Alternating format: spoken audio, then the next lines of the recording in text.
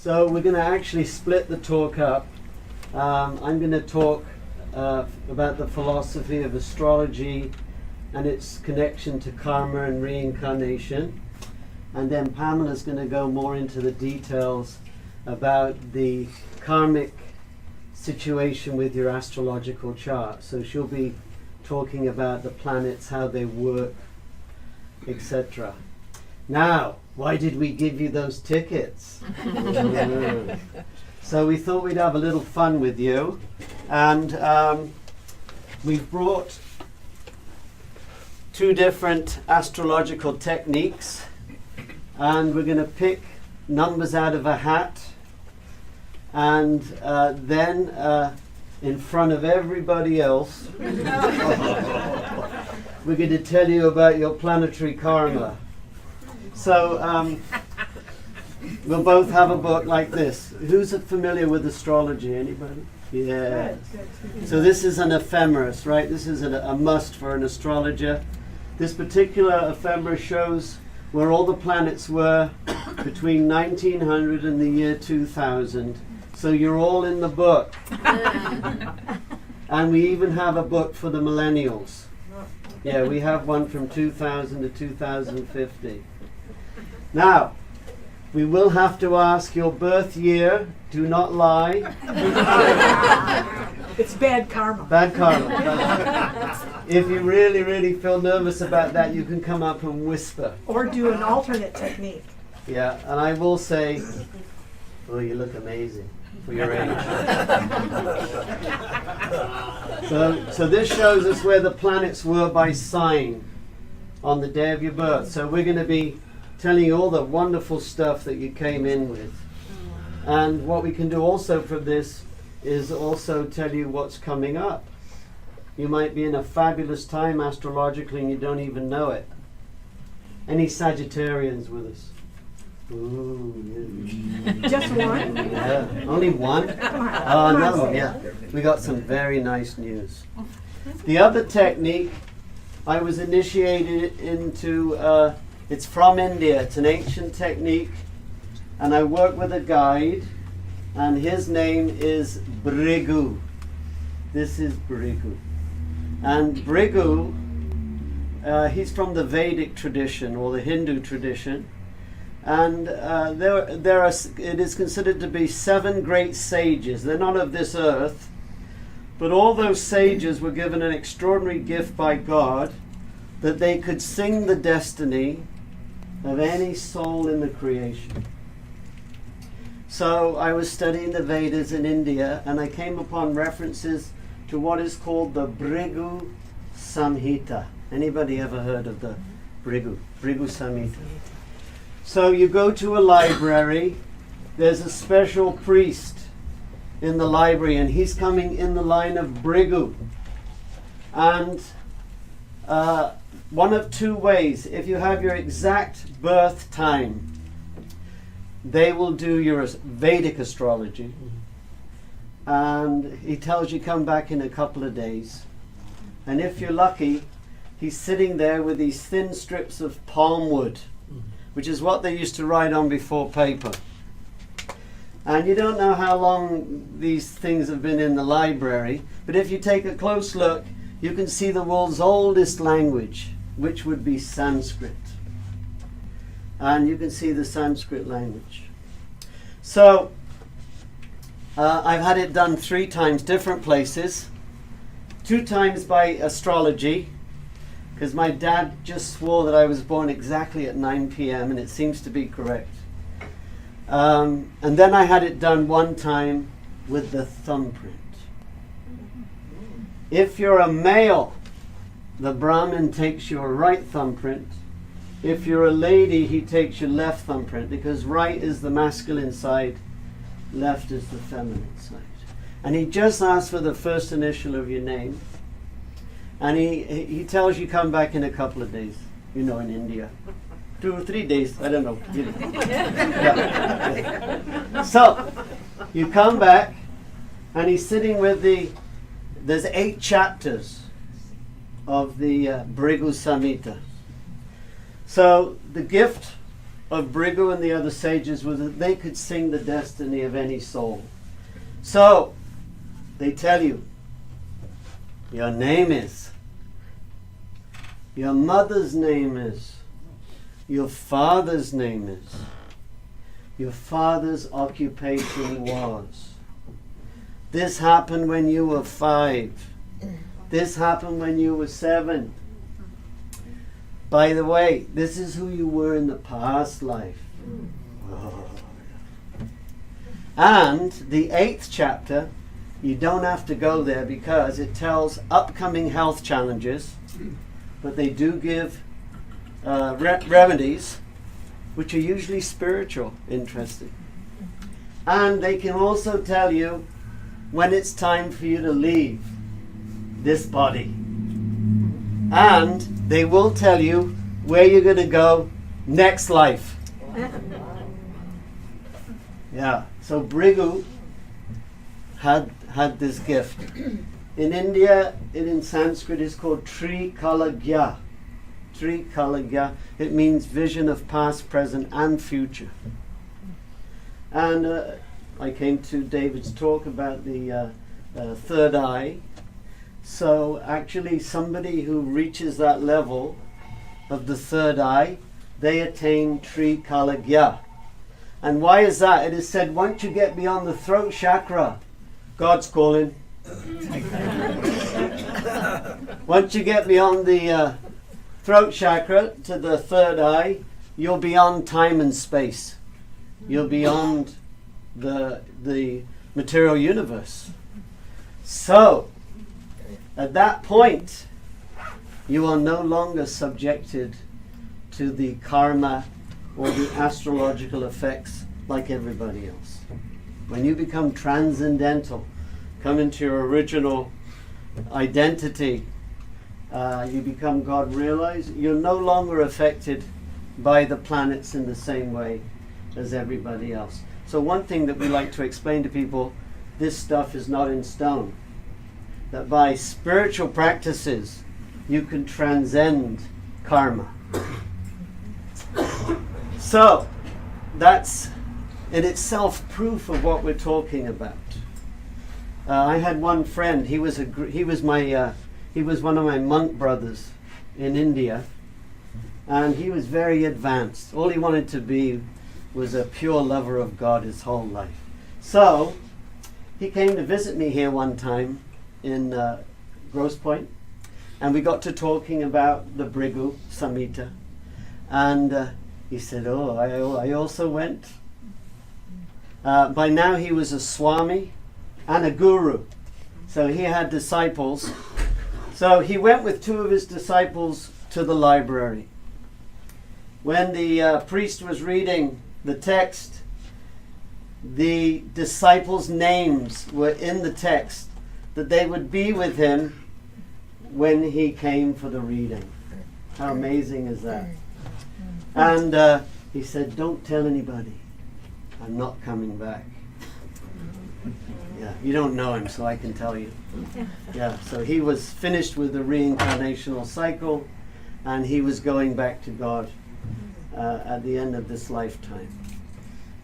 So how does it relate to you? How does the astrology chart relate? There was a great Greek philosopher based in Alexandria, I believe, Hermes Trismegistus. And he was famous, did I say that right? Yes. Okay, yeah. He was famous for a very wonderful quote. As above, so below. As above, so below.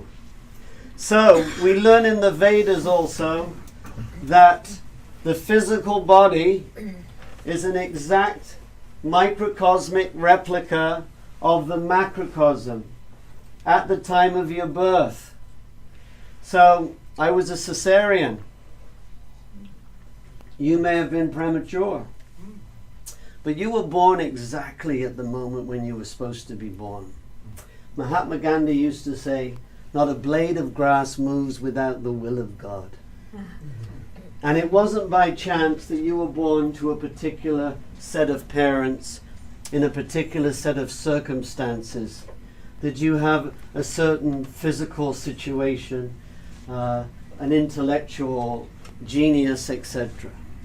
This is not by chance. So, as above, so below. So, by looking at the macrocosm, where the planets were in the different constellations, how they're aspecting each other, we can see the microcosmic. We can see you. And as all the astrologers here know, look at the sun in somebody's chart, we can see a lot about the person's father. Look at the moon, we can see a lot about the person's mother, or how somebody operates emotionally. If Venus is nicely placed, there'll be some kind of maybe some material acquisition in this life you're not even working for, some creative talents. We can see your children. It's amazing.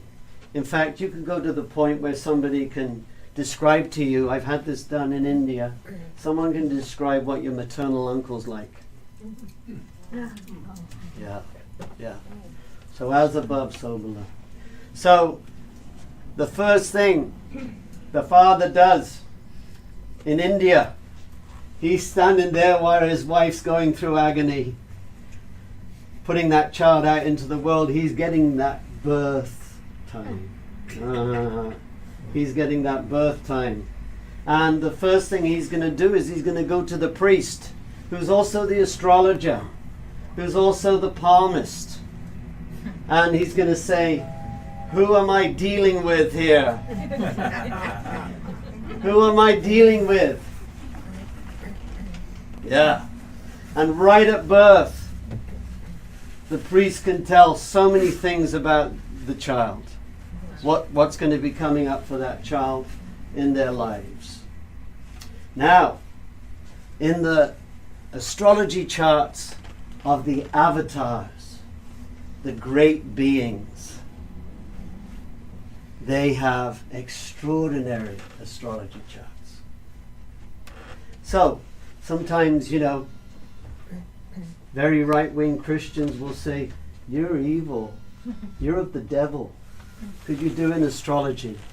To which we would say, actually, that one of the most important astrological incidents happened in the Bible, when what we call the three wise men, the Magi, who were coming from the east, they were coming because they knew whoever's born under this astrological aspect, very, very special.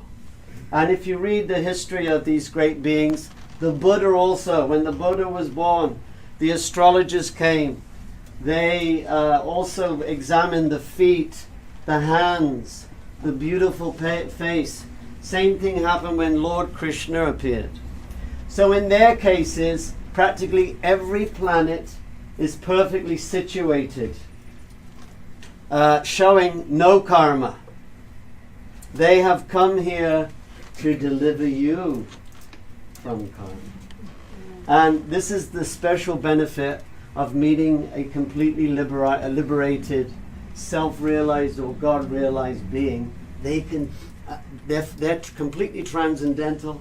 They're completely God-realized. They can take your karma. They can take the karma. So there's even a ritual when you get initiated in India by the guru. There's a fire ceremony, and he at that time is taking your karma. Can you imagine that?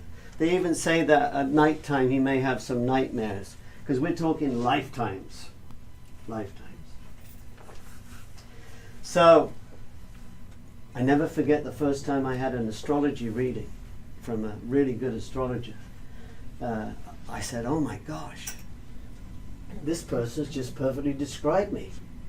All those little hidden, secret things even.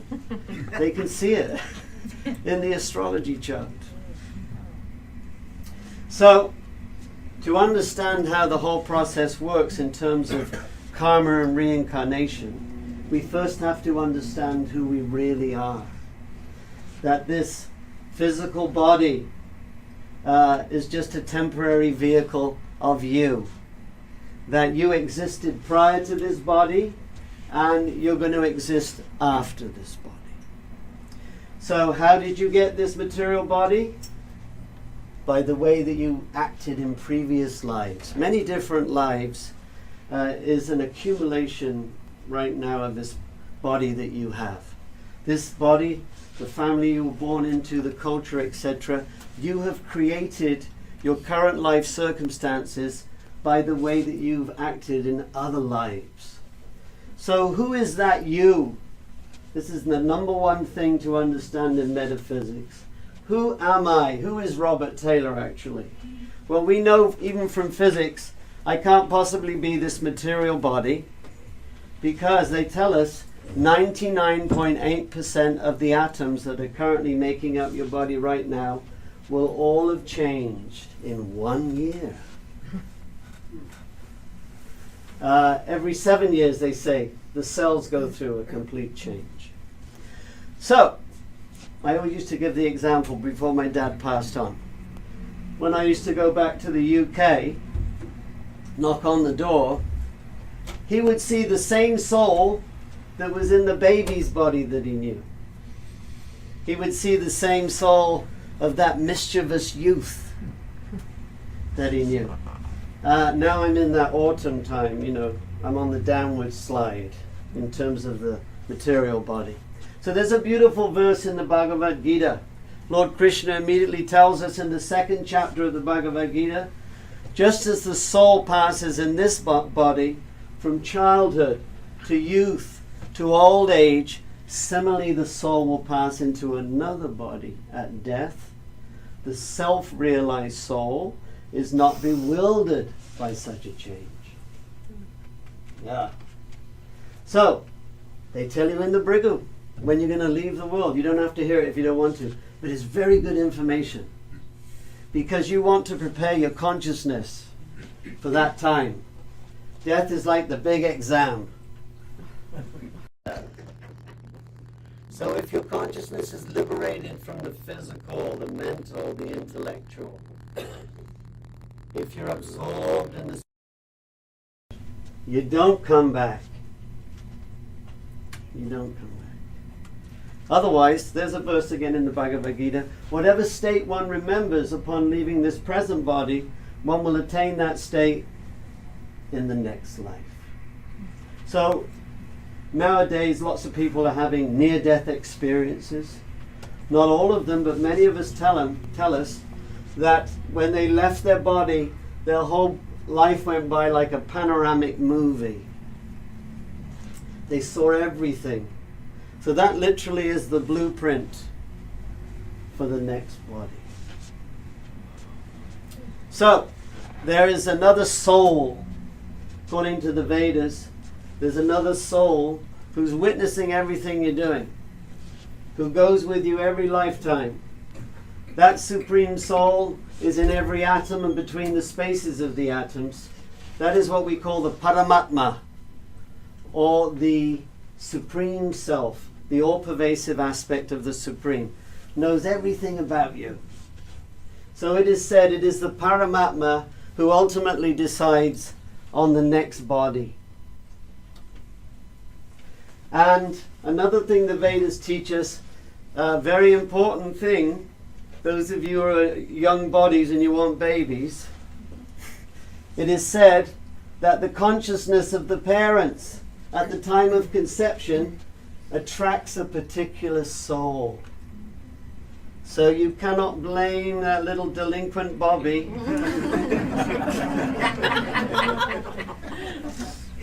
You were meant to have a connection. Yes. He was meant to get your genes, DNA, etc., to live out the karma, you see. So it's amazing when I first experienced the astrology, how everything is so perfect in terms of how the planets are in their houses, how they're aspecting each other in terms of karma. It has been found in the charts of geniuses. They will have a stellium of planets, That means the planet to be conjunct is within 7 degrees. So they'll have 4, 5, 6, 7 planets all working together. And so two very, I always cite the example of Mozart. Mozart, an Aquarian. Any Aquarians with us? That's your brother, Mozart. An Aquarius. But he not only had the sun in Aquarius, he had 7 planets conjunct in Aquarius in the house of creativity. The one defect, he had Saturn conjunct the sun, which would give him a very restrictive father. And if you know the history of Mozart, his father was very repressive and restrictive. Another favorite of mine who has the genius aspect, Mr. Bob Dylan. Bob Dylan.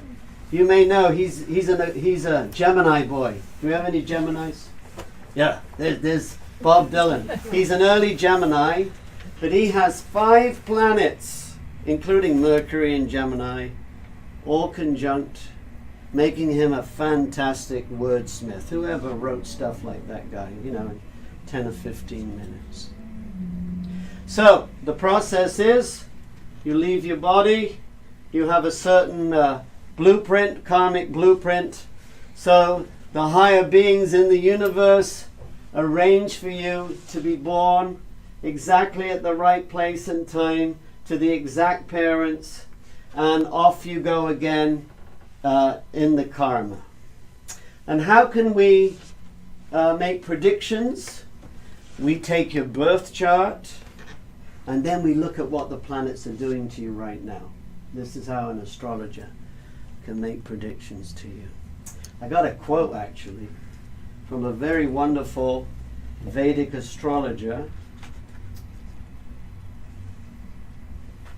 Here we go. He just explains it so well.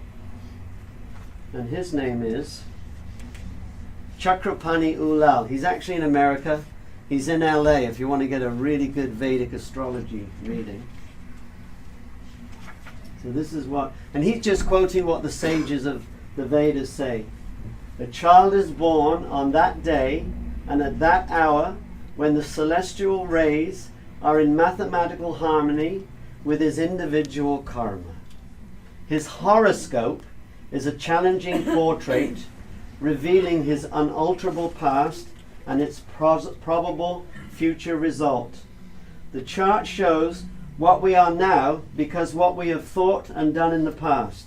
Astrology, by providing us with the blueprint of our attachments, problems, talents, and mental tendencies, offer us a way of not only realizing in a specific sense exactly what our karma is and helping us work with these confrontations within and without, but also a way of beginning to rise above and gain a perspective on this karma. So I tell people, you can have your astrology done. We can tell you some stuff that may be coming up, but the ultimate thing is to transcend that astrological microcosmic situation, come back into your original transcendental soul self, because it is described in the Bhagavad Gita, you are indestructible, you're immutable, you're eternal, you're full of bliss and full of knowledge in your original soul state. And in connection with the Supreme Absolute Truth, you will be eternally situated in that condition, and you won't have to come back and go back, come back and go through all the stuff that we go through on planet Earth. And it's getting more crazy every day, isn't it? Yes. So this is an impetus. They say in the Vedas there's 4 aspects to life. Sense gratification. To do that, you need some economic development. You need to do that in a spiritual way, so there's dharma. But the ultimate is moksha, or liberation, not having to come back. And there's a beautiful verse in the Vedanta. Atato Brahma Jignasa. My dear soul, now that you have this human body, Now is the time to inquire about the absolute truth, that from which everything is coming. So in this very body, we're so lucky in the human body because we can become self and God realized in this one lifetime, and don't have to come back in the wheel of samsara, the cycle of birth and death. So to give us some more details about the astrology, those of you who haven't especially heard about it before, my lovely wife Pamela is going to step up. She is a fantastic astrologer. And guess what we did on the first date? Stared at the stars. Yeah. And she was like, oh dearie me, I don't know about this guy. It's Scorpio, and I was like, oh my God. And she's a Pisces. So I was already reeling in the little fish. Reeling her in. Yeah. Feel free to speak up with any comments. Okay, all right. Because he chomps at the bit on the sideline, and I know he's wanting to say something. We were just talking about karma, and the planet that most represents that astrologically is the planet Saturn. Oh, some people are shaking their head, oh, Saturn. So even if you don't know where your Saturn is, as I speak about it, you can know what you were doing when you were about 28 to 30 years old. And then again in your late 50s going on to 60s. And then if you live lucky enough, or maybe unlucky enough, to live into your 80s, then you would have what's called a third Saturn return. So your first Saturn return, that means when Saturn comes about 30 years to go through all 12 signs. Because it's in a sign about 2.5 years. So it takes about 30 years to go through 12 signs. So at the age of 28 to 30, it cycles back to where it was when you were born. So it's called the Saturn return. Most of us, when we get to be that age, it's like, oh my God, I'm almost 30. I gotta grow up. There's a feeling of, it's kind of like that you've arrived. So there's an awareness of, okay, I'm not a kid anymore. I'm really fully getting into adulthood, and it's serious. Saturn is the planet of things that are serious. It's contemplation, it's perseverance, and it's patience. That P word again, patience. Most of us cringe with patience. So when that comes around again at 30, then we are often feeling more mature into our adulthood. When it goes into our when we get into our late 50s, towards 60, it comes around the second time. And what are most people doing? It's very practical. I got to take care of my earthly needs. I got to take care of myself in my retirement. So there's a feeling of needing to plan for the retirement years. Practical. Saturn is practical. It's patient. It perseveres. And when we're planning, we can't expect it to happen all overnight. We have to patiently plan for events such as retirement, other events as well. So we use that Saturn energy of patience and persistence. It's got a bad rap because everybody goes, oh, my Saturn transit, oh, I've got this going on, that going on, and I should talk because I have it right now in a very personal place in my own chart at this moment in the sky. But it challenges you to be more patient and to persist, to get reorganized, to throw away things that aren't working for you anymore. I call it the 3 Ps. People, let them go. Sometimes they move away, sometimes they drift away, sometimes they pass away. Let them go. Possessions, I love Purple Heart, comes right to my door. Picks up my stuff that I don't need anymore, that's been in the basement or the garage or the attic. So that's a thing you want to do, get rid of possessions. And also perspectives. There's another P in there. Mm-hmm. People, places. Time to move house, maybe. Or a job change, a shift of location. So people, places, possessions, and perspectives. Seeing things differently and learning the lessons from them, especially Saturn lessons. Learn the lesson and then move on. So what Saturn teaches really is that less is more. So maybe we can't actually, under a Saturn transit, do as much as we're used to doing, even if you're really young. It's like it just doesn't work out. You have to focus on that which is most important and let the extraneous stuff go. So right now, where is Saturn right now in the sky? It's in the sign that it rules, actually, which is Capricorn. Any Capricorns? Don't be shy. We got a few practical, persevering Capricorns. So you have been not just experiencing Saturn, but you've also been experiencing another very slow-moving planet called Pluto. Oh, was that a non-planet? Astrologers still refer to it as a planet. It's still, I don't care what you call it, it still acts like Pluto. So that's been going, it takes about 250 years for that planet to go through all 12 signs. Yeah. So patiently, persistently, you have to dredge out your soul and kind of redo. Every once in a while, we all have to do that. We have to kind of remake ourselves a little bit.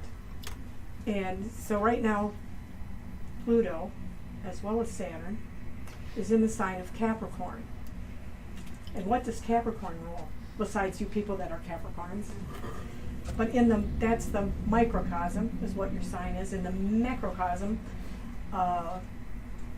Capricorn rules government, big business, big institutions, kind of like status quo. What's happening with government now? Pluto is transformation, very slow going. Saturn is patient, persistent. Things can't be hidden anymore. When a Pluto transit goes through an area such as government in Capricorn, government and institutions, you can't hide anymore. So the dirty laundry is aired, and got a lot of that going on. So in a personal sense, that can also be the case. Maybe you Capricorns have noticed that you have to make some big changes in your life because things aren't working the way they've been working. I want to comment on the planet Pluto being in Capricorn right now because it is returned to the sign it was in when this country became a country in 1776. Pluto was in Capricorn, and what was happening that led to the revolution, that led to who we are. Kind of like what's happening now. People were kind of like fed up. They wanted to make changes. Things were exposed, and these things had to change. So this country was born. Now, am I saying that it's going to have a new country born? No. I'm just saying that things are changing, and because they need to change. And now is the time with that transit. The planets click off timing.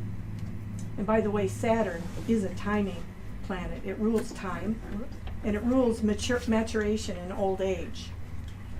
So that's, as Saturn goes through our sign, or as at 30, Saturn returns, comes back to the sign that it was in when you were born, and then in the late 50s, we're more aware of our aging and our timing in life and how much time we have and what we want to do with our time.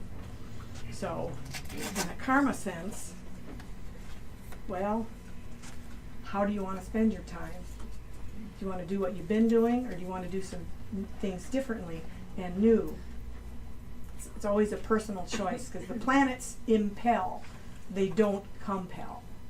So you'll feel a natural inclination to go a certain way based on where your astrological placements are. But as Robert was saying, you can overcome that with karma, or you can overcome your karma with personal choice and will. The will to do good, the will to do different, to make those different choices. Whew, that's enough about Saturn. So happy. No, it's such a happy planet. Actually, with Saturn transit, one thing it's really good for, patience, persistence. I've seen people that have Saturn going through their sign accomplish and complete things. We have a close friend who's a writer, published writer and poet, and she just really zeroed in on this book she was trying to write, and just couldn't, with getting distracted, but she just focused in on that and let other things go. So you can get a lot accomplished with Saturn energy, because it's about focus, and it's about letting go of extraneous things that aren't important. It's about really focusing on what's most important. Less is more. with the Saturn transit. And with the Pluto transit, they just happen to be in the same signs right now in the sky. But with Pluto, it's about transformation. Similarly, where you're letting go of that which isn't serving your growth anymore. So maybe as a country, we're going to be letting go of things that don't serve our growth. So speaking in the macrocosm. And then individuals are the microcosm, our own little worlds, each of us in the big world. I think I'd like to move on to Jupiter, because that's more fun. It's called the Old Fatso planet. It's the biggest planet. You remember that from astronomy in like 5th grade? It's the big fat planet called Old Fatso, and it's a happy planet. It's when it touches things, it expands them. People that have it going through their personal sign may be expanding, because it can expand you physically as well as mentally. So right now it's in the sign of Sagittarius, and that's why Robert was asking if there's any Sagittarians, because you're experiencing a Jupiter transit, no matter where your other planets are. But right now you would be subject to some good fortune, good things. Your hard work really pays off, and maybe some travel, long distance travel, maybe some more education. Maybe this is when you finish that advanced degree that you let slide. This is where you take that first trip to Europe. This is where you go back to your old religion, or maybe go on to a new religion, because Jupiter rules religion. So it's religion, and so it's in its ruling sign, or it's in its home sign when it's in Sagittarius. So Jupiter is the ruling planet of the Sagittarius, and it's the lucky planet, and Sagittarians, bless their hearts, are pretty lucky. You know any? If you're not a Sag, you know there's always something lucky happening to them, and they're usually so upbeat and optimistic. And they did something right, because they were Sagittarius in this lifetime. So which is a very, again, upbeat, optimistic, lucky sign to be born in. So with Jupiter going through Sagittarius, speaking in the macrocosm, it is we're becoming more aware and expanding in a sense for travel. There's more awareness about diversity in religious thought. Again, Jupiter expands. So different things are happening in that way. And the microcosm way, you, again, could be expanding your mind. So good for degrees. Good for finishing degrees or going on to degrees. We see kids, the Sages that are graduating this year from high school, they're like, they're all set. They got a scholarship, or the money's lined up. It's amazing how that works. Capricorns, remember I just talked to you about Saturn and Pluto being in your sign and all that hard work. By the end of the year, December, I believe it's early December, 6th or something, the planet Jupiter swings into the sign of Capricorn. So you Capricorns, you know how you've been sweating it? Well, you're going to have some better times coming in. So your hard work really pays off with a Jupiter transit. So that's going to, and it lasts a year. So enjoy it while it lasts. If you're not a Sagittarius, but say you're an Aries or a Leo, any of those, Aries or Leos, what are you guys? Nobody's raising their hands. I think these people are aliens and they're not any sign. Leo, okay. Then you're going to be blessed by that Jupiter transit right now that's in Sagittarius, because it's making a nice angle to the Leos and to the Aries as well. It's going through Sag, but it's making nice aspects to the Aries sign and to the Leo. And also, you air signs, it would be what we call a sextile to your sign as well. So that would be Gemini, Libra, Aquarius. So you could be blessed by that. And when it moves into Capricorn, any Virgos or Tauruses, now we're seeing some people. Sometimes go earth signs. So then you're going to be blessed by that transit. Even if you're not a Capricorn, Jupiter goes into Capricorn, Taurus and Virgos will be blessed by that transit, as well as the water signs, Cancer, Scorpio, Pisces also will be blessed by that transit when it moves into an earth element. So, yes, did you have a question? How about Aries? Oh, Aries always wants to be first, and it's about me, so it's so cute that you ask, what about me? And happy birthday. Happy birthday. It's not true at all. What's not? That's my son. I'm always Well, the one that all tension. right. So it's not true at all. Okay, so if you feel like you're not your sign, you could have a lot of planets in another sign, so that the Aries isn't showing through as much. And you also have what's called an ascendant sign, which has to do with the time of day you were born, and that sets the stage for your whatever sign was on the horizon when you were born. That's your ascendant sign, and that is your persona, your face. So Robert is a Scorpio, sizzle sizzle, and he's got what we call a Cancer ascendant. So that's a little more gentle. That's not the wolf in the sheep's clothing. No. He likes to cook. So Cancer is a sign of food and home and family. And I'm the military. cook, the butler, and the driver. It's my good karma. So that colors his personality as Scorpio. So he's going to have with the Cancer ascendant. He doesn't come off like as a Scorpio might. People that now I've known some double Scorpios. That's a Scorpio with a Scorpio ascendant, and they're very Scorpio. Oh. And yes. Is the ascending sign you're talking about, is that like the moon? Well, the moon placement, there's 10 placements. There's the sun and the moon. Those are luminaries, actually, but they are grouped off in planets. Where's your planets? Sun, moon, Mercury, Venus, Mars, Jupiter, Saturn, Uranus, Neptune, Pluto. So there's 10 placements, plus the north and south nodes, which are actually just mathematical numbers. But where those things are placed will tell a lot about a personality. And then to tell even more, we run a chart, use a computer. I don't do all that math in the books and stuff. Nobody needs to do that anymore. We got the computer and it's more accurate. But that will place those planets around that 12-spoke wheel. You've seen an astrological chart it's round, at least in the Western astrology. What Robert does is has 12. This is how it's done in a Vedic chart. So It's a they're North they're Indian. North Indian chart. Yeah, So 12 it- houses. Just 12 the same. houses. They're just like diamond shapes.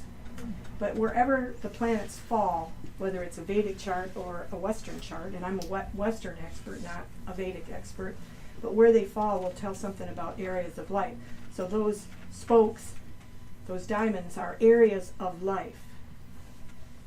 And if you've got a few planets in one area, like you're just talking about Bob Dylan in the 5th house, I believe it was his 5th house of creativity. Mozart. in the Or fifth. Mozart. Yeah, Mozart yeah. had the planets falling in the 5th house of creativity. So he was born to create. That could be music, that could have been art, whatever that soul chose as their medium to express their artistic gift and talent. That's how it would be expressed. Mhm. But again, we have free will choice. You can have people born on the same day in the same hospital at the same time, and they're going to have free will choices within that as to how they manage their lives. Yes, ma'am. So when a planet is rising, that's just a placement in the chart. It would be rising would mean that planet would be in the 1st house of that chart, which is I don't That's have. powerful. It's Yeah. a circle. It's the, it just won't show. Well, yeah. but this doesn't show the Western. Yeah. Where's a whiteboard if you want to draw? Okay. Oh.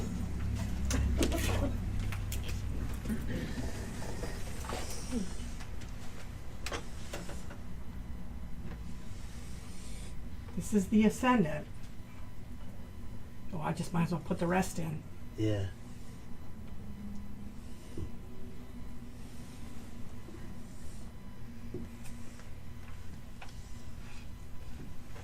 So, 1, 1st house, 2nd house, 3rd house, 4th house, 5th, 6th, 7th, 8th, 9th, 10th, 11th, and 12th house.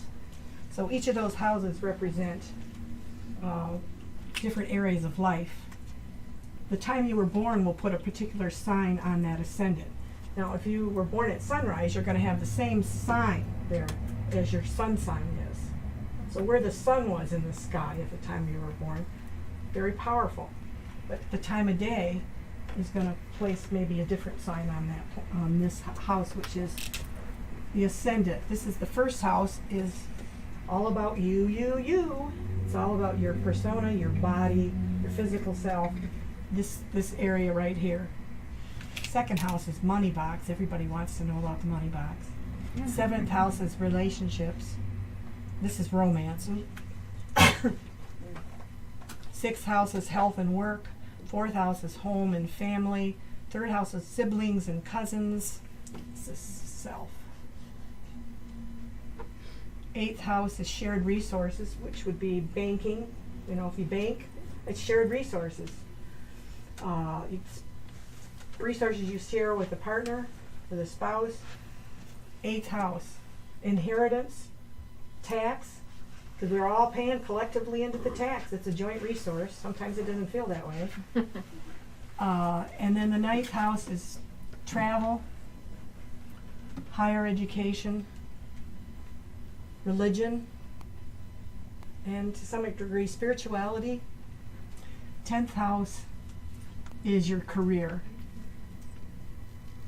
as opposed to the 6th house of work. This is more mundane, maybe how you make your money. 10th house is career, so it's a little broader in scope. 11th house is your friends. 12th house is all your secrets. So, Or this is secret. place of confinement. Or place of confinement, prisons, hospitals, monasteries. So there's a branch of astrology called Horary Astrology, which actually this technique that Robert does is also part of Horary Astrology. But what Horary Astrology, saying it always makes me laugh a little bit because I've had people question, what is Horary Astrology? But it is astrology of the hour, of the moment. So literally, I run a chart for a question that's asked. Maybe somebody's lost something or whatever, or they need some insight. So I run a chart, and so I found, I had a girlfriend very distressed. She called. That was Vivi, my British friend. And she called. She couldn't find her. I think it was Thomas. And Thomas had totally disappeared. It was her boyfriend. She couldn't figure out where was Thomas. I mean, they had talked and he was gone. Kaput. She said, Pammy, you've got to do that. What is it? Horary Astrology. And I did, and this house was highlighted, the 12th house. There's certain stipulations that you use wherever the planets fall to find people, to find things, to get insight. So she had this was a busy 12th house, and lo and behold, she found out that he was, well, it would mean he was far away. Well, he was in Florida. And he had been in hospital, and then he had been in jail for a bit. So it was the house of confinement, jail, hospital, and he was far away. So I told her all this, and then she just like, oh my God. And then she called me a few days later, and because she had called his mother in Florida, and she found out the whole scoop, but the chart was right. So it's of the moment. So it literally, we've sadly given people some insight about a missing person that was very much in the news. We got a call about it. It was a woman who was found a few months later in the water, etc. It wasn't, but we could see it from the phone call that came in, and the chart was cast for that exact moment and gave the answer. So most of the time it's jolly things like found my credit cards, thank God. I found my boots. Just little mundane things that I can't find my car keys, this kind of thing, yeah. So when you cast that chart at the moment, is that chart based on that person's date of birth? Yeah, no, thank you, that's a great question. The chart for a horary question is based on the exact moment that person calls in on the question. So I literally take it off my phone or the answering voicemail, and I note the time, and then I cast the chart for the time, exact time, month, day, year, time, everything in place, my place where I am, because I'm doing the chart. Yes. So the circle with the 12 different highlighted areas, would like a clock rotate that down to the hour, like if Yes, Mhm. exactly. your clock would be Exactly. like, say, If you're born at different noon, hours? the sun's is up at the highest point here. If you're born or the opposite's midnight, it's down here in the fourth house, hidden, tucked away. Things below this is the horizon. Things below the horizon are not as public. Some people that got a lot of planets up here, this half, they're more public. They got to be out in the public. They can't be tucked away here. Huh. And then this half is a lot about the self. These will be very self-directed. Planets on the other side, a lot of planets on the other side, they're going to be very much directed for others. And I've seen it again and again. Multiple relationships, multiple marriages, busy seventh house of relationships. It's like they have to live each placement. It's like a destiny, a karmic thing to live through these different things. Can you So- find like that information online? Oh yeah, there's so much astrology online, it's mind-boggling. And does it have to do with Dizzy. numerology also? With what? Numerology? Yeah, some people make a connection with both of those, but I like to do them separately, but they do coalesce. Mhm. It's interesting how that works out. They do coalesce. The palm also is divided into the planets. There's actually planets on your palm. And from the head is Mars, Aries, Pisces, Neptune. So all the different bodily parts ruled by the planets. So even in some of these birth chart, you can see what even their medical tendencies will be in the birth chart. And even on the palm, On the palm, there's health. you can see death by violence in President Kennedy's chart, even Dr. Martin Luther King and Mahatma Gandhi. You can see it'll be by a weapon. So when Jean Dixon called the White House, it wasn't just a psychic thing. She was also an astrologer. She could see on that day in Dallas was like the worst time for him in terms of having the situation where he would be killed. She could see that from the astrology. But then is there something else that's broader working out? Because people don't heed. I'm thinking of the 8th house, which is joint resources, but it's taxes and it's also death. And Princess Diana had a pretty busy 8th house, and it was afflicted when she passed. And one of her astrologers had warned her, was trying to warn her. It showed a sudden and violent end in a moving vehicle with men, and she was surrounded by men. But again, I think there's something that plays out. People make choices. On some level, they make choices, and maybe that's what that soul needs. I don't know. Yes. Is there any comment that you have on the possible 13th sign? Oh, I get asked that periodically. Yeah, 12 is plenty. You don't need to break it up into 13. There's even another one with, I think, I have the little set, but it's actually takes into account other constellations, more than 13. I'd stick with the 12. I don't see the value of the 13. I did study it for a while in the past. It's nothing I've done recent, but I think that the 12 makes sense. And 12 is plenty. Yes? What about the midheaven? Midheaven, very public. President Trump has the sun and the North Node and Uranus, the planet of do your own thing, the way you want to do it, anything goes, I don't follow the rules planet, up in his very public career house. So that's how he's ruled in his businesses. Just makes his own rules, is a bull in a china shop. Don't expect him ever to be presidential. He doesn't have the chart for it. Did someone So- figure out his Time or chart the yet? time? But you did say he has freedom of choice. Well, he could choose to be. Well, yeah, we have you're right, free will choice, free will choice. But when you look at what's going on in his chart, it's, he's a full moon baby, and he's got this north and south node thing. The north node, speaking of with the karma, the south node, and they're actually points. There aren't actually nodes in the sky. They're actually measured points. The south node, they're always exactly opposite each other. So one's in one sign, the other's in the diametric opposite sign. The south node, also called the dragon's tail, indicates the past and all the gifts and the talents that you come into in this lifetime with, the abilities that you have. The opposite, the north node, is the head of the dragon, sometimes called the north node. It's where you feel impelled to direct your energy in this life.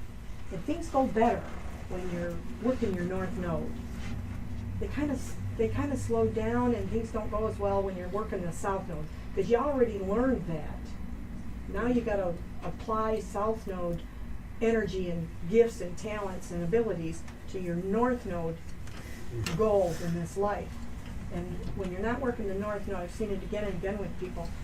Most people work in the north node without even knowing anything about astrology. But when they don't, it's like it's just not going together. So the north node needs to be worked. Yes.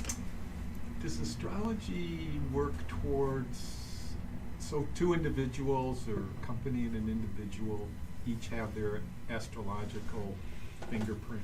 Yes, I'm a absolutely. neophyte, so Right. I'll call it stupid stuff. But the interaction between a given and a given, Yes. and what's that called within astrology? Well, relationship, you can relate. You can actually run a separate chart for two people that are in a relationship, say a bride and groom, and it creates a third chart with an actual birthday. It's called a Davison chart or the relationship chart. But there's actually our joint birthday is January 8th. Of course, I did that early on.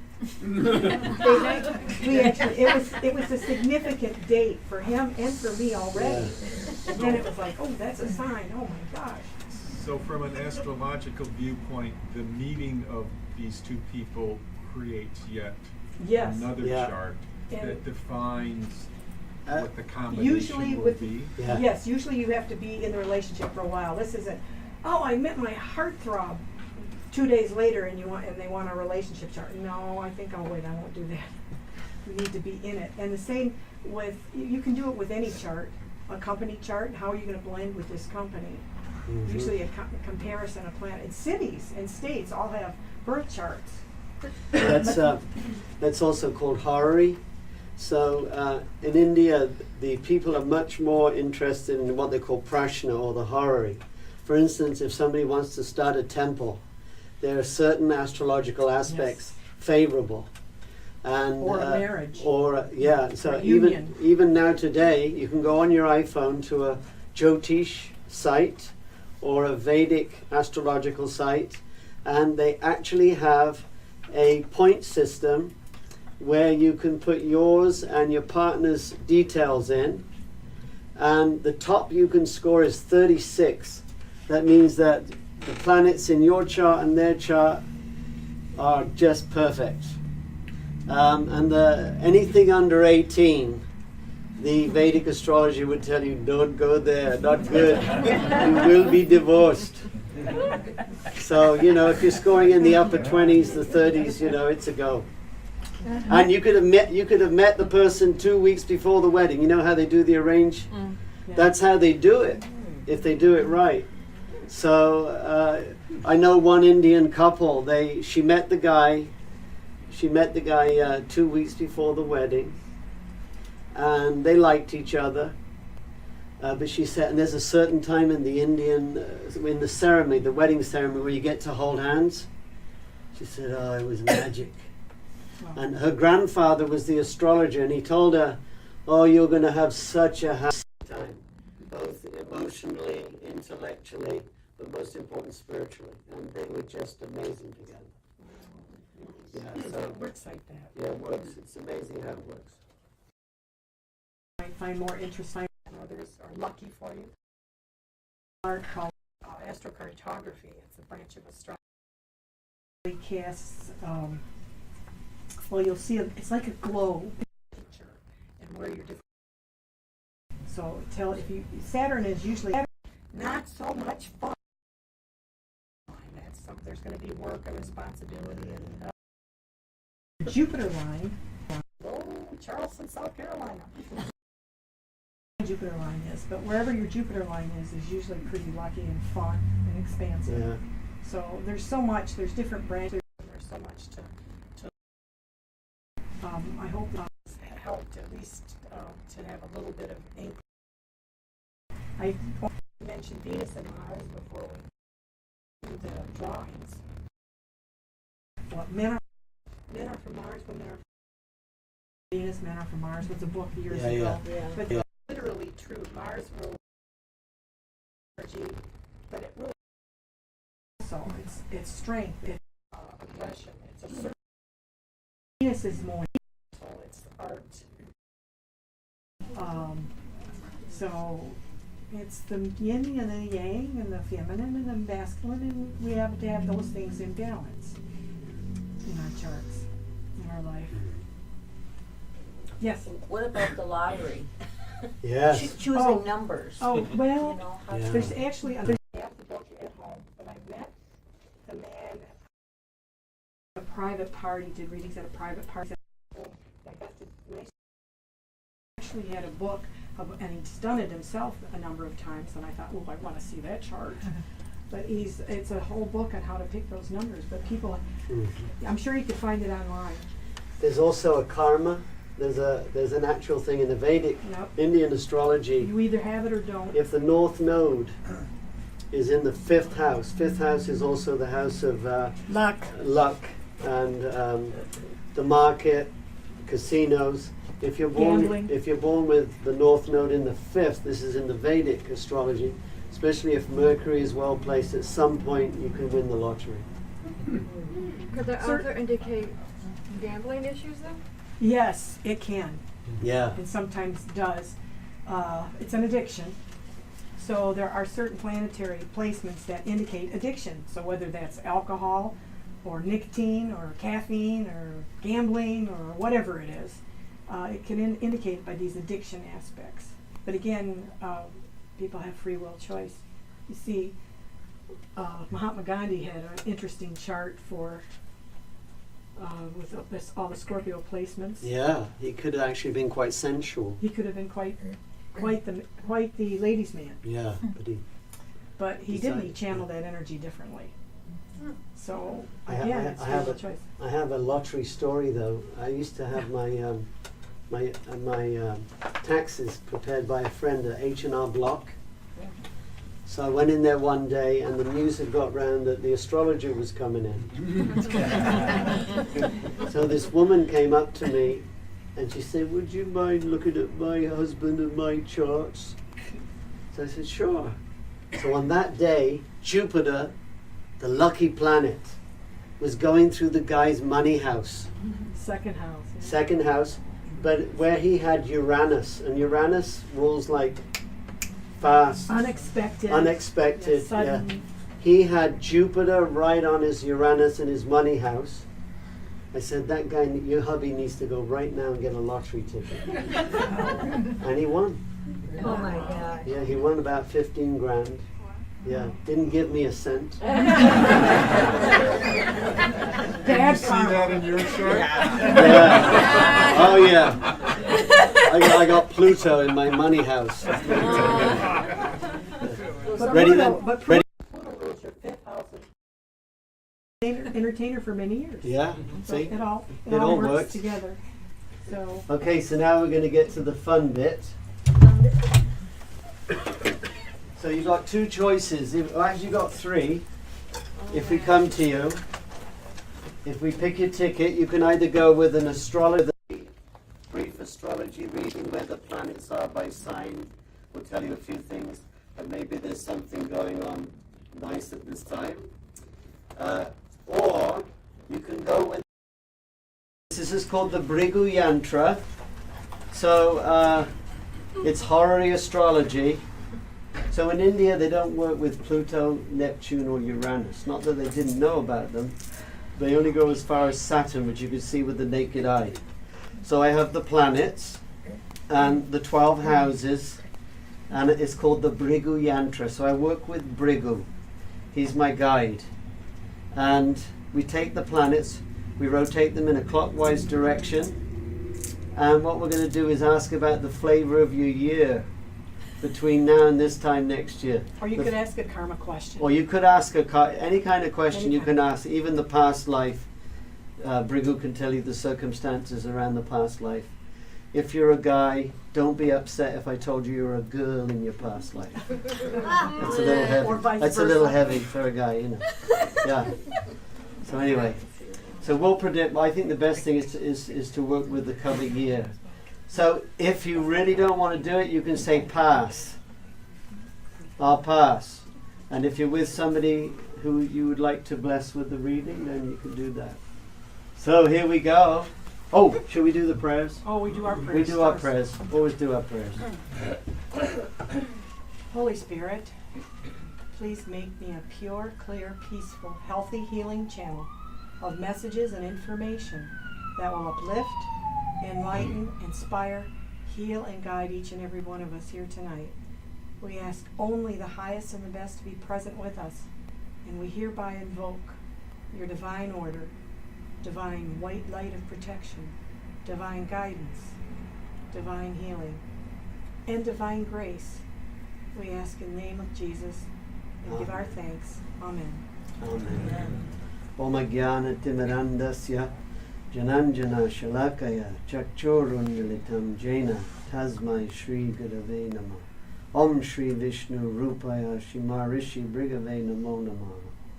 Om Namo Bhagavate Vasudevaya. Om Vishnave Namaha. Om Namo Bhagavate Narasimhaya. Om Gam Ganapataye Namaha. Om Ham Hanuman Namaha. Shri Krishna Chaitanya Prabhu Nityananda Shri Advaita Gadadhar Shri Vasa Adi Gaur Bhakta Vrindam. Hare Krishna, Krishna Krishna, Hare Hare. Hare Ram, Ram Ram. All right. Have somebody volunteer to pick the ticket. Nothing Mary up my Jo. sleeves. Mary Jo. Mary Jo. Mary Jo. Mary Jo.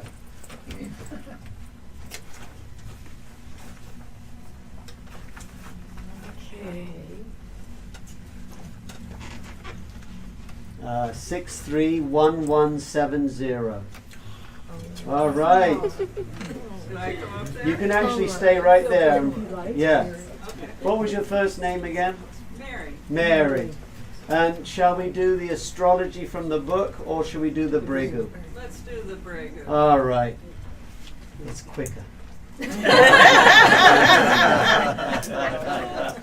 Yeah, we'll just get right to it. It's mystical. Yes.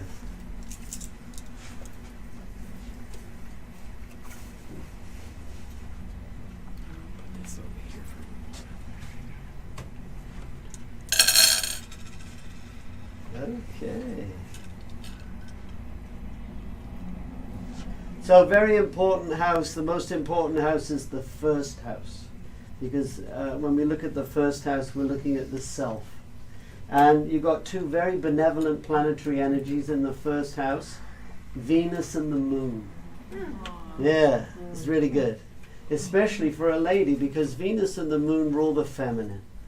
So it could be a time where you're feeling really in harmony with the feminine side.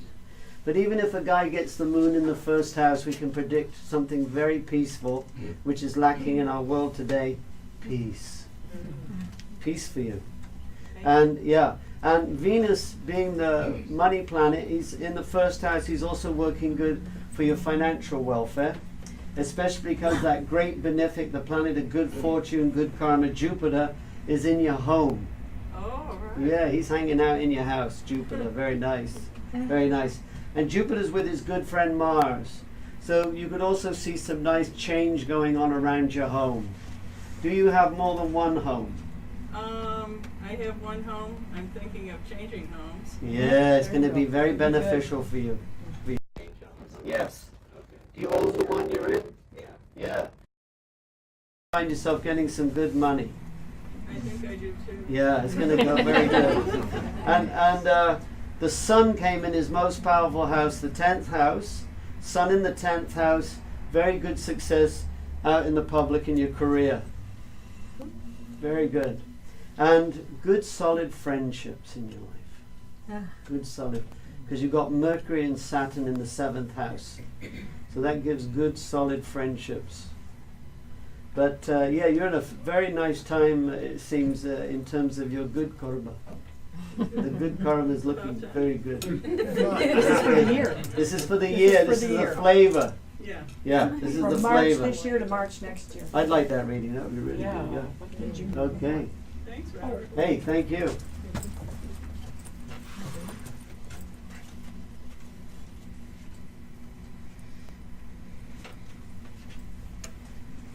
Six, 3, 1, 1. Got everybody so far? Everybody's got Yeah, it? yeah, yeah. 7, 3. 7, 3.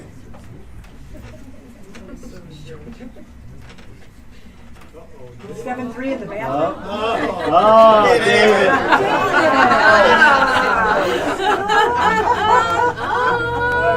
He could pass it on because he already knows his future. He can project into the future and he knows his astrology. But we'll do it. Shall we do it? All right, let's do it. Let's do it. I did have the leaves read in India. Oh, Yeah. wow. Mhm. Put a Amazing. little poem. It's Yeah. amazing. Yeah. Yeah. Yeah, I'll tell you some stories sometime. Wow. Go to the 8th house. That's special. Yes. Did you go to the 8th? Oh. Yeah. Yeah. They actually say never do it for another astrologer because he's going to look at this and know exactly what. Yeah. He's going to do his interpretation. I knew you were going to draw my number. Yeah. See, he knew. Yeah.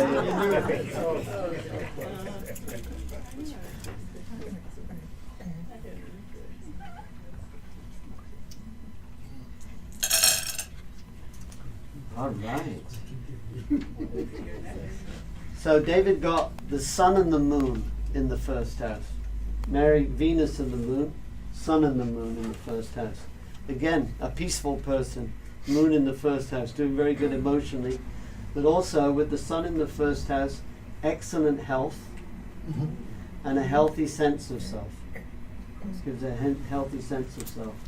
And lots of nice relationships coming up. Very nice. And it doesn't just mean it has to be romantic. It can be really very, very, very. Are you with somebody? Yeah, romantically? Yeah. Right, yeah. She's not here, She would certainly like it to be It's a that private. way. Yeah, because he got Venus. He got Venus in his own house. Someone adores him. Oh. And somebody very spiritual. In an unorthodox way. Yeah. And Mars and Venus, nice combination for the chemistry. Yeah. And very stable situation where you live. And good communication out of the home. Yeah.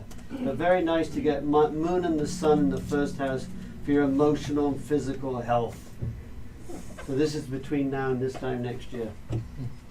All right. Yeah. I like that 7th house. Yeah, very nice 7th house. How's the partnerships? Yeah, partnerships. Or But that could be all the And talks or. you give, the people you meet.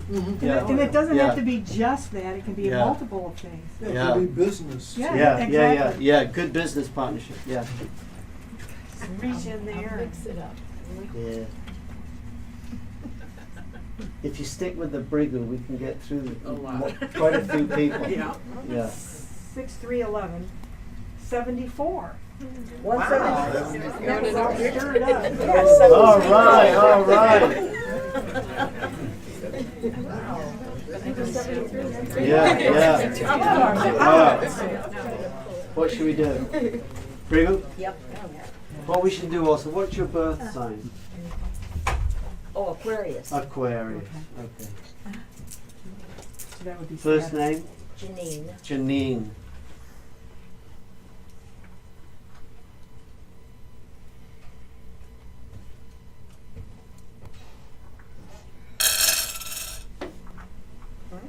Alrighty.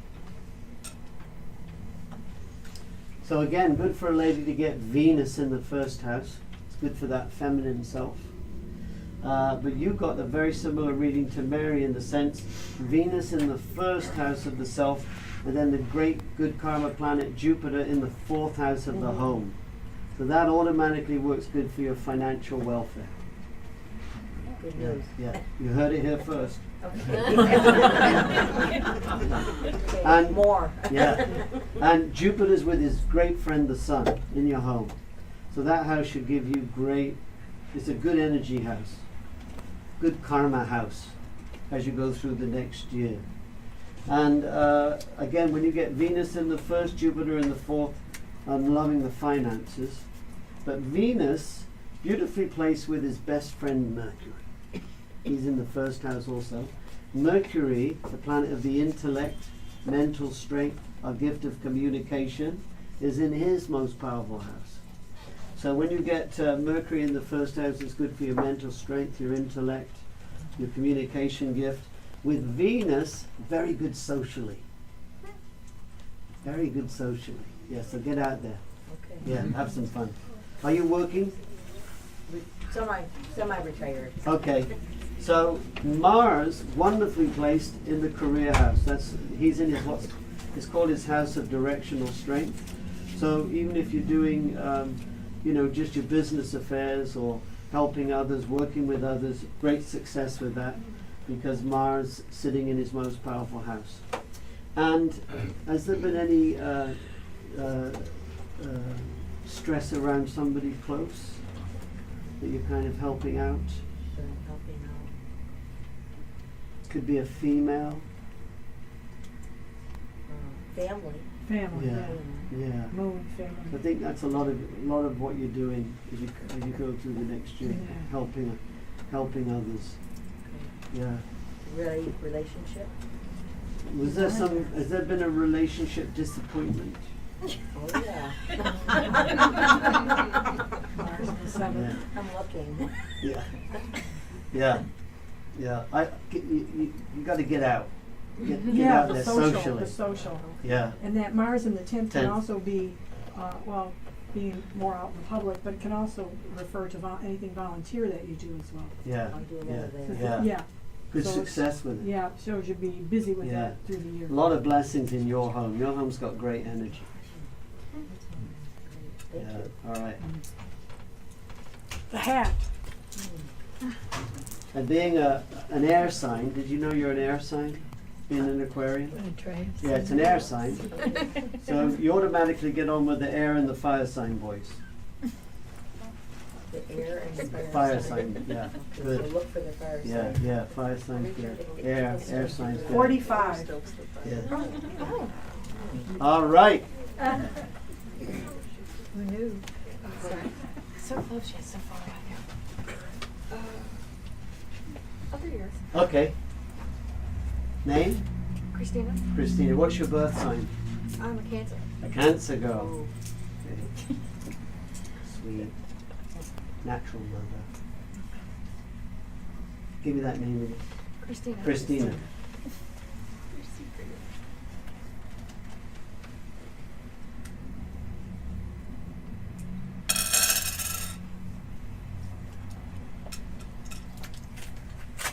So the moon came in the 1st house. Interesting, because that's the planetary ruler of a Cancer.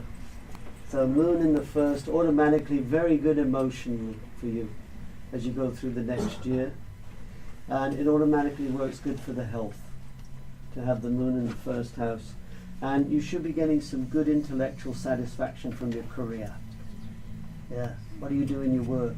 I'm a pharmacy technician. So you should have some good intellectual satisfaction from that. And getting on good with the people you work with.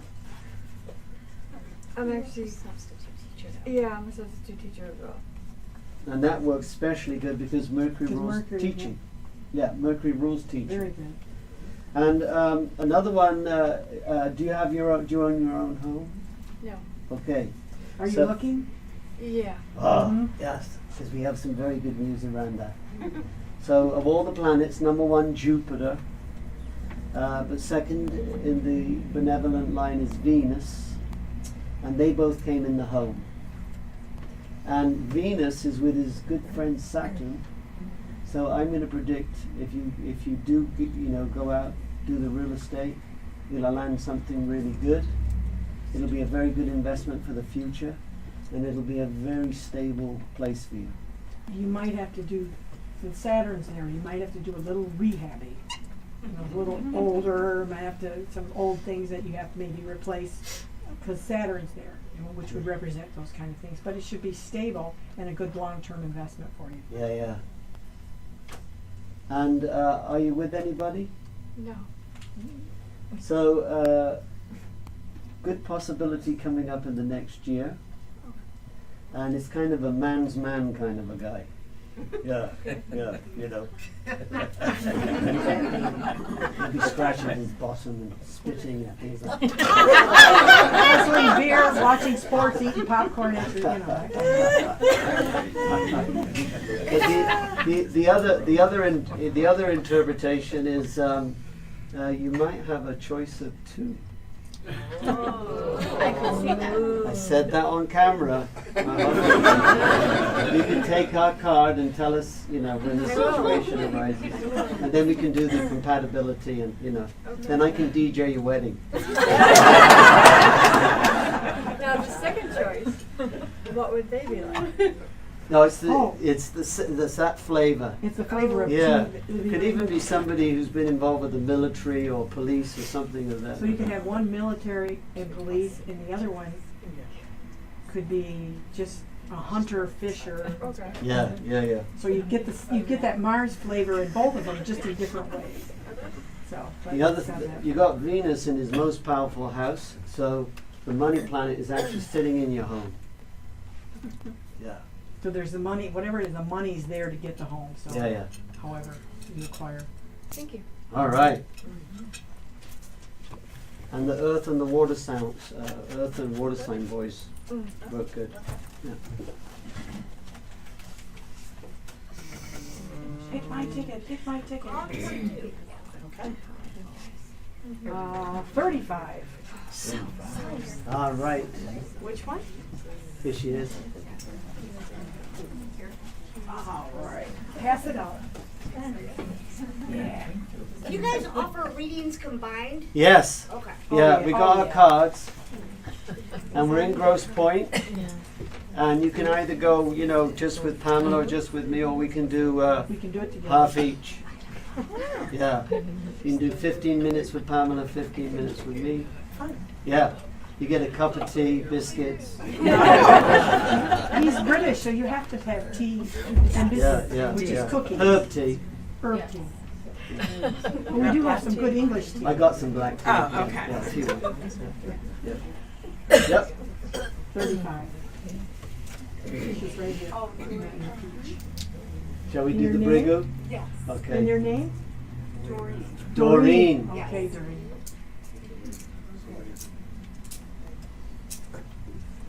We're going to quit at 9, right? 9.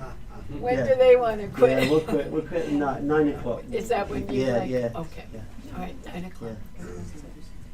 This way you have it more. Yeah, this is really, this is quicker than doing the astrology. Well, this is an astrology. Yes, this is Horary.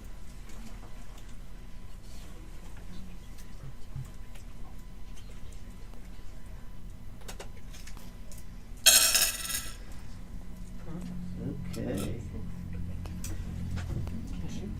Doreen, do you have a sister? I do, but I've never met her. Oh. 2. Whoa. I think it's time somehow. Yeah. Yeah. Yeah, yeah. Yeah. Yeah, you got the moon in the 3rd house. So I think if you meet, you will have a very good connection. Yeah. The 3rd house is siblings. So having the moon there highlights that house. It doesn't, that 3rd house is not very often occupied. It just it's the way it happens. So it is here. And so as that would, and moon would be female in the house of siblings, a female sibling, and a nice emotional connect. Yeah. Also very good for you to travel in the United States. Okay. So if you're planning any trips, you'll have a very good time. It's short distance, not, yeah, it's not abroad. Yeah, Okay. yeah, that works good. And another person we can definitely predict good things with their health, because the sun is in the 1st house. also gives a healthy sense of self. But the sun's also with his friend Mars. So this could be a great year for you for accomplishing stuff. Yeah, yeah. It's Mars is actually in his own house. Yeah, first. So Sun and Mars in there too. So it's powerful. Could be a powerful year for you when you look back on your year. Yeah. I'm a Cancerian also. Oh, okay. Yeah. Yeah. And what do you do in your work? I'm a caregiver. All right. So Venus. that kind of goes with Venus in the 10th house. Okay. Yeah. That means you're giving love to others. Venus is in the 10th. And that also means that you can be getting sufficient finances from your work. Okay. Yeah. And again, a blessing in you. I would say you have a very spiritual home. Stable. Good energy. It's stable. Jupiter and Saturn came in the home. The Sun is also somewhat in the 2nd house, so that can give you good financial success. And are you with somebody? Yeah. Okay. So you got Mercury in the 7th house. That can just mean very nice friends. If it's a romantic connection, there would also be an intellectual connection and a good communication between you. A real meeting of the minds. Yeah, yeah. So that's a possible there. But Mercury's a neutral planet, so that can just be friends. Yeah. Yeah. But we won't rule out the romantic. Yeah, Mercury. Yeah, would be a very intelligent person.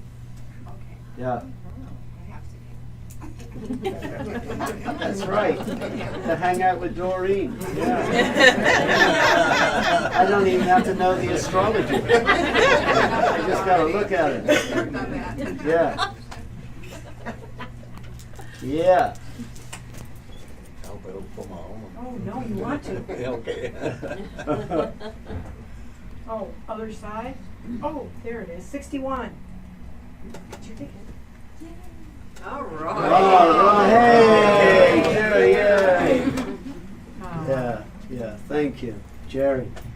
Gary. Gary. And what's your birth sign, Gary? May 31st.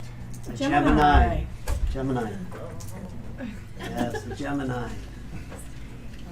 Multitasker. Yeah. Good multitasker. Loves the intellect.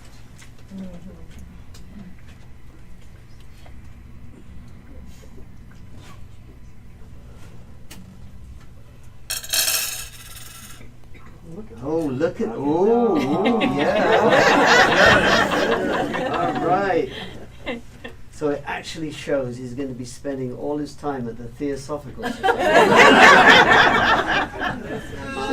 He's going to have to sleep in the back room. So here's the news, though. This is something. Jupiter, the great benefic, the planet of growth, expansion, positivity, came in his money house. So that can mean money, definitely some expansion in your finances. Can be money coming that you're not working for. So I definitely buy the occasional lottery ticket. Or it could be through the law, something with some legal thing.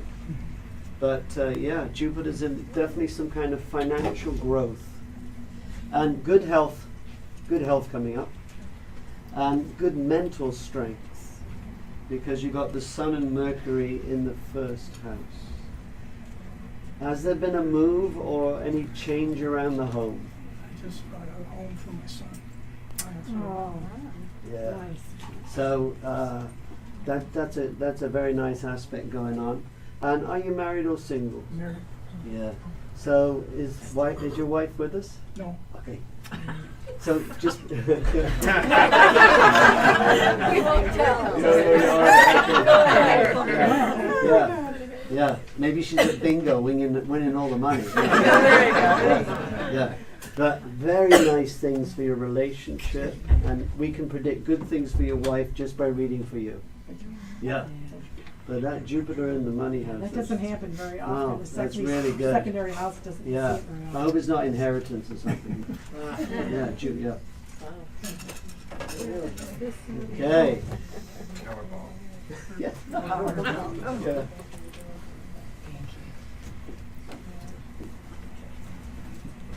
26. Oh, thank you. 26? Ah, and it's her Aries. birthday coming up. Aries, it's a birthday. Eric, what's your birthday? What's your birthday? March 25th. Happy birthday. Happy Happy birthday. birthday. Wow. All right, so we're going to try to predict what's coming up. What's your first name? Yet, Y-A-T. Yet food. Yet. Yes. Yes. Aries. So even in the sky, some good things going on because Jupiter's making a 120-degree angle to the Aries. It's good time. Initiate is the key word. Anything you want to do to enhance yourself or your life.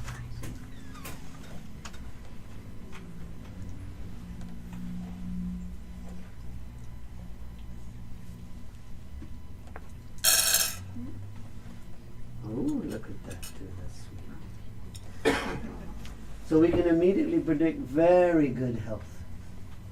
Very good health coming up for the year. Very, very good health. Because you've got Mars and the Sun in the first house. And Mars is your planet. Did you know? Mars rules Aries. Yeah. And he's in his most powerful house in the, 10th kind of is the most powerful, but Mars and the Sun together in the first house, very good for abundant good health. Yeah. And everybody knows you get things done. Yeah. Yeah. You don't have to be asked to get the job done, it's already done. So that's going to continue for you. And are you working outside the home yet? No. Okay.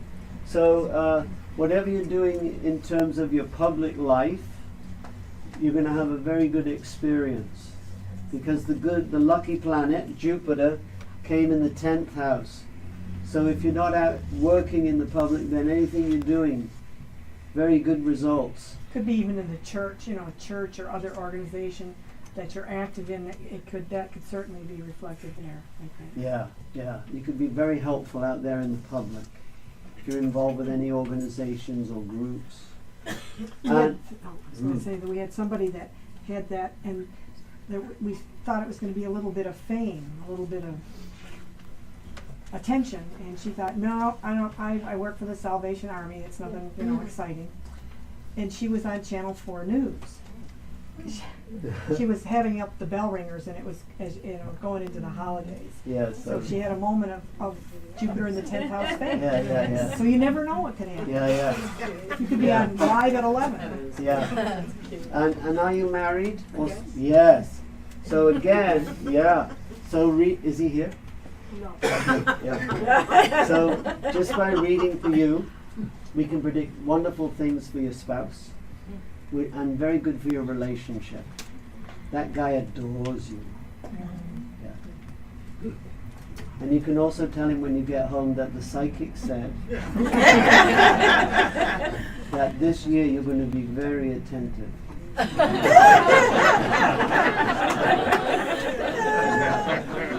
And I think good conversation, good intellectual rapport with the spouse. Is this somehow you're not quite satisfied with the way your house is? Yes. Yeah, that's what it Doing shows. some fixing maybe and changing. Yeah.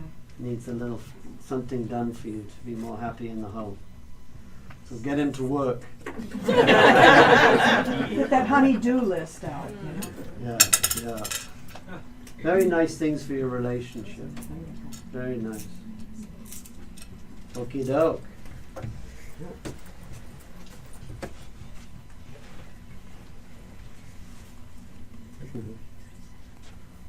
36. All right. Pauline.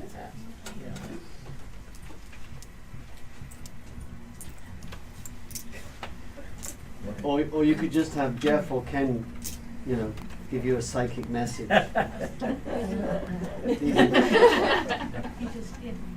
Did he really? See? Wow. How do we call Jeff and Ken? How do psychic?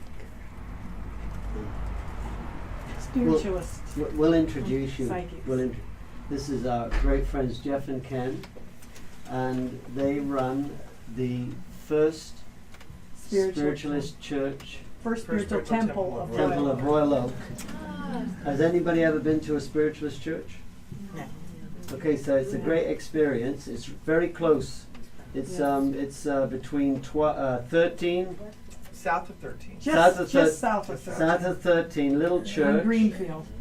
And at 10 o'clock in the morning, you can On go. Sunday. Yeah. You get a healing. There's healers waiting for you if you want a healing. And then it's pretty much like a regular, like a Christian service. There's a sermon, there's hymns, but at the end there are message bearers. And if you're new, you're pretty likely. guaranteed you're gonna. So a message bearer will get up. They ask you, "Can I come to you?" And then they give you a message, maybe from somebody who's just passed over, or it's a wonderful experience. What's the name of it again? First Spiritual Temple of Royal Oak. Well, First spiritual temple of Royal Oak. Yeah, On Greenfield. yeah, Thank you. Not in Royal. yeah. You can Oh, find actually, it is. you can It's find on them the Royal Oak online. side. You can Oh, find okay. them online, and Jeff's a great chef, and they have special services where he cooks also, and movie nights. Yeah. Let's get back to Pauline. Yeah. I almost forgot about you. Yeah. Okay. Yeah. I told her you were going to call her. and then- They're great message bearers, both. And Ken does aura photography. That would be an interesting night. Yeah, Here. he could talk about it. Yeah, he does aura photography. You can actually see the chakras now. The When- colors and the movement. You can actually see the chakras, right, Ken? Yep. Yeah. Isn't that amazing? Yeah, and they're the exact colors. Is that this place you just mentioned, the Temple of Royal? Well, coming up on the 30th of March, isn't it? There's Next a Saturday. Oh. next Saturday, the 30th of March, is Spirit Fest at the First Spiritual Temple of Royal Oak on Greenfield, just south of 13 Mile. So that's there's a little donation to get in, and then all the readings are about $25. But you can get an aura photograph Yeah. because Ken will be there Coming with his up. equipment. And I've done it. Some really good message bearers. They have that at Unity Church too. Yeah. You go to Unity and that in October. No, but I have done in church. Yeah. Okay, back to Pauline. What's your birth We'll sign, finally Pauline? get to Pauline. What's your birth sign? Capricorn, that's right. She can relate to Saturn and Yeah, yeah. Pluto. And Next year, very nice next year. Jupiter going through Capricorn. Finally.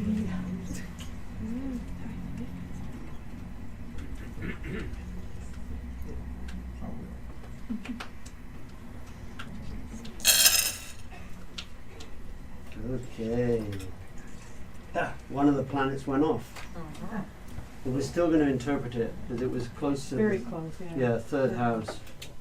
Maybe a sibling that's passed away or a cousin that you were close to, because it's off the board. Does that make sense? Yeah, Because, there it is. Right, Yeah. it's off the board. like a so- sister with a Cousin. cousin. Yeah, Mhm. Female. yeah. Mhm. Moon. So you got a fantastic reading because you got a fantastic reading in the house of the self.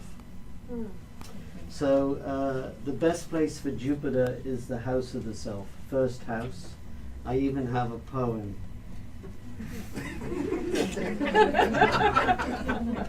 When Jupiter's in the first house, even if the rest of the reading is crappy, you'll still be very happy. Yeah. But the rest of the reading isn't crappy. No, it's not. No, yeah. And not only did you get Jupiter, you got Venus there. So the two most benevolent planets in the house of the self. And a little bit of the sun. And the sun is and there. Mercury. Yeah. This is a powerful year for you. A fantastic time. Yeah. And excellent for your health. Jupiter's sun is fantastic. Good mental strength, intellect, and feeling loved. Feeling loved. And again, when Venus is in the first house, it works good for your financial welfare. Is there somebody recently, though, passed over that you were very close to? Quite a few. Yeah, yeah. It's been a lot. Especially Yeah. Missing. It shows you're missing some near and dear, and also maybe something you need to do where there's some change around the home in the next year. Yeah, I don't think it's quite like it should be. There should be there's some kind of shift around the home. is that moving? Moving Are you would be moving? good. Changing location. Yeah, very good. Moving is good. That goes right along Yeah. with the Saturn in Capricorn and the Pluto in Capricorn. And actually Jupiter's sneaking into the 4th Yeah, house. so it should So be it good. would be very good for you. But you got so many good planets in the house of self. I would say, can you take the ecstasy? We're not talking about the drug. Yeah. Is that it? We might want to all come up and touch you, you know. Yeah. 68. 6-8. 68. But- I'm going to go with the first method. Okay, with the Bhrigu. Yep. Okay. And Do you have a ticket? what's your birth sign? Okay. I believe I'm an Aries Taurus cusp. Okay, what date? April 19th. Oh yeah, oh yeah. Yeah, you definitely are. Depends on the year born. Yeah, you know, April what 19th. year it was. Yeah. Famous birthday. But you would have. Oh wow, you've had Uranus on your sun, transiting Uranus. So, ooh, that ought to shake up your life. Changes. Oh my gosh, sudden, unexpected. Pretty wild. Yeah. Yeah. You're looking at a very nice time in the fall of this year. The fall, very good time astrologically for you. Yeah. First name? Joseph. Joseph.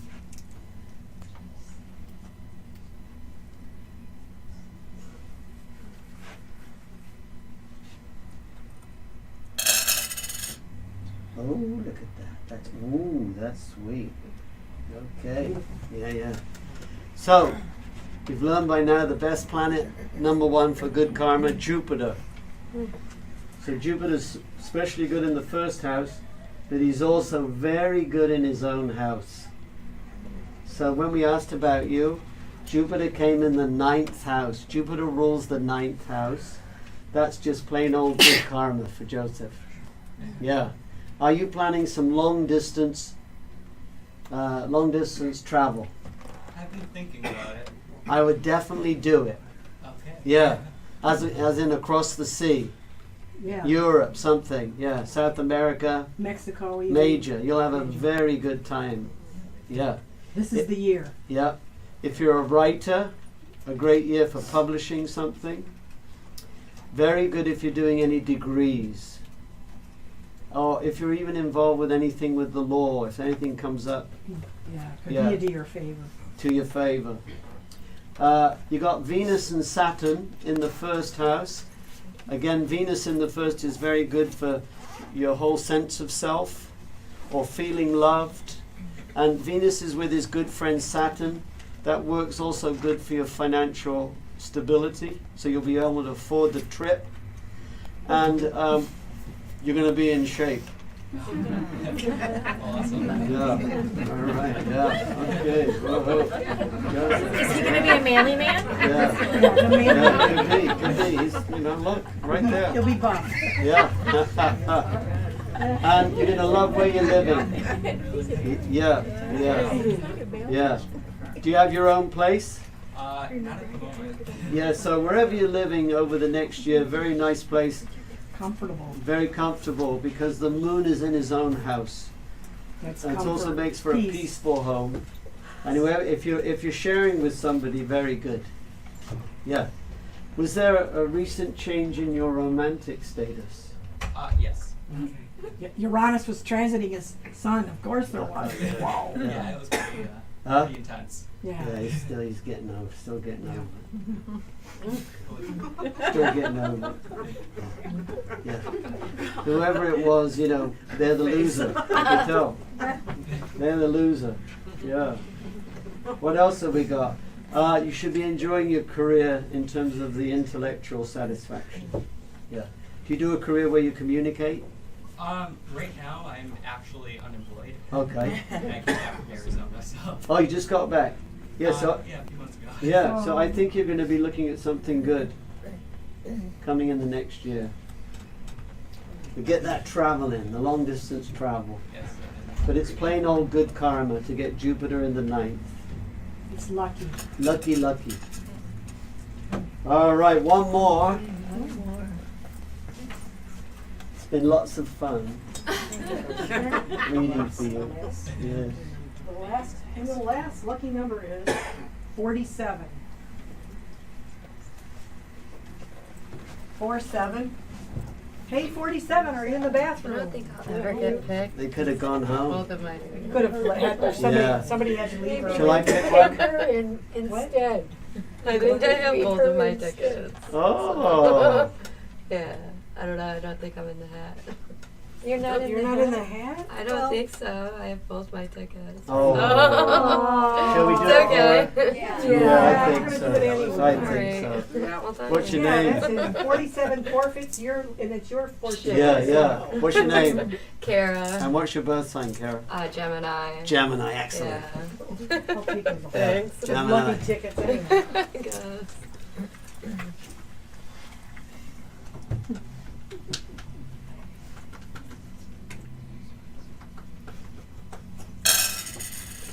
Ooh. So you also would have some good fortune with some travel, long distance. Yeah. Are you married or single? I'm single. Do you have somebody special? Kinda, yeah. Yeah, so you might want to think about going on the trip with that person. Yeah. Yeah. Long distance. Very good. Good for your health. Yeah. Yeah, very good for your health. And a peaceful year for you because you got the moon in the first house. That's also good for the feminine self. And that works very good for the physical health. And are you making any changes around the domestic situation? What do you mean? Are you thinking about a move or a change of where you're living? Or, yeah. Not really, no. Or are you you know, no renovational stuff? No. Okay. Really. So we're going to predict something very nice. You're going to be making some kind of a change around the home. Okay. So whether that's actually renovation or whatever, it's going to be very nice for you. Jupiter's sitting in your home with Mercury, so good energy in the home. Okay. And have you been with this person for a while? Yeah. All right, so I think it continues. Oh, yay. You got Saturn in the 7th. That's, Yeah, right. Stability. yes, Saturn is exalted in the 7th. So if you're with somebody, then that can give that a long time. Yeah. If you're not with anybody, then you're in a dry spell. It's all or nothing, it seems. Yeah. So we do readings. We're in Grosse Pointe. We do them out of our house. It's $60 for half an hour. Very reasonable. And yeah. And you can have the two. We do different types of things. We also do regular presentations at the Birmingham Community House. So there's one we do called Psychic Fun Night, which is a most popular one. Yeah. So you get to choose different Whatever technique. tarot, Mo, Bhrigu, Palm. So we do that. I've also bought copies of the Bhagavad Gita. So everything I was talking about is in the Bhagavad Gita. Has anybody not heard of the Bhagavad Gita? Never heard. So this is a 5,000-year-old text. Krishna, 5,000 years ago. It literally means the song of God. 800 verses. Anything you want to know about the self, God realization, yoga, it's all there in this divine discourse. It takes place on a battlefield, so you got to get through the first chapter where all the warrior names are and all that. But the second chapter, everything's in the second. If you just even read the second chapter, And it's a good. fantastic. Now it's called As It Is because it was actually translated by my. And he's coming in the line from Krishna. Who comes in the line that goes right back to the beginning of the creation. So it's an amazing text. There's hundreds of Vedas. Veda means knowledge. There's Vedas on math, architecture, law, medicine. Yoga comes from the Vedas, but everything's summarized in this book. I don't make a penny, because I'm going to sell it to you for $10, a hardback book. In India they say, just keep it in your home. It will bring you very, very good karma. I've got 8 copies, so don't all rush at once. Thank you. Thank you.